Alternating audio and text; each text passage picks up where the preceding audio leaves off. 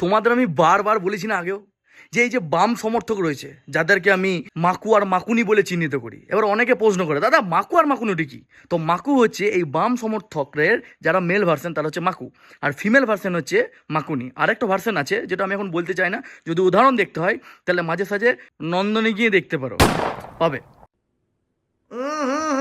রাজা জি। মানে এরা না সেই 2011 আগেই পড়ে আছে, মানে যখন মানুষ সেইভাবে ইন্টারনেট ইউজ করতো না, তখন ইন্টারনেটের প্রাইস অনেক বেশি ছিল বা সোশ্যাল মিডিয়াতে মানুষ ততটা অ্যাক্টিভ ছিল না, আর এরা সেই খেলাটা খেলতো। মানে এদের যদি তুমি পুরোনো চার্ট দেখো, এদের কুস্তি কার্যকলাপ দেখো, তাহলে তুমি বুঝতে পারবে যে এরা মাথা মানে এই যে ব্রেন ওয়াশ, এই ব্রেন ওয়াশ এরা 1 নম্বর। লিটারেলি বলছি, ব্রেন ওয়াশের ক্ষেত্রে আইএসআই 2 নম্বরে আসে, 1 নম্বরে সিপিএম এর লোকগুলো আসে। এরা এত পরিমাণ ভুলভাল তোমাকে বুঝিয়ে দেবে, দাঁড়ায় দাঁড়ায় তোমার মাইন্ডটা ওয়াশ করে দেবে, তুমি বুঝতেই পারবে না। আমি কেন বলছি এরকম, কারণ রিসেন্টলি একটা খবর তোমরা শুনতে পাবে, যেটা শুনে তোমার এবং আমার বিং এ বেঙ্গলি মাথা কিন্তু গরম হবে সাধারণত। যে নেতাজি দাঁড়িয়ে আছে, যেটা উনি বলেছিলেন যে দিল্লি চলো এরকম, সেই দিল্লি চলোর যে নেতাজির মূর্তি রয়েছে, সেই মূর্তির ওই যে হাতটা ভেঙে গেছে।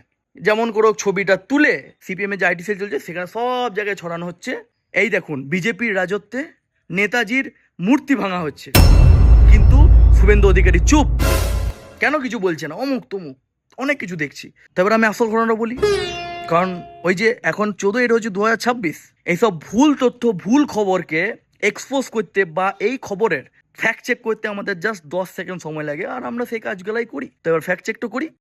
आइए देखते हैं बैठन मजा आएगा। একটা জায়গায় নেতাজির মূর্তি অনেকদিন ধরে ছিল এবং সেটা যত্নআত্তি না হওয়ার ফলে ওই হাতটা কিন্তু ভেঙে যায়। অটোমেটিকলি যত্নআত্তি না হলে অটোমেটিকলি তার ক্ষয় হয়, ভেঙে যায়। ভাঙার ফলে ওইখানকার কিছু মানুষ তিরঙ্গা পতাকা রয়েছে, সেই পতাকা দিয়ে সেই হাতটা ঢেকে দেয়।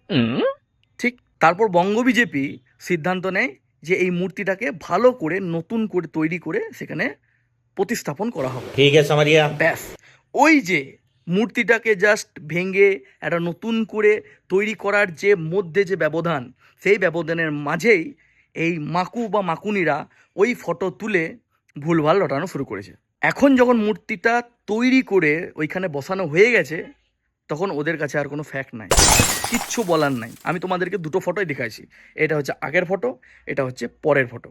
কতদিন আর এই রকম করে ভুল বুঝিয়ে মানুষকে মাইন্ড ওয়াশ করবে? পসিবল নয়।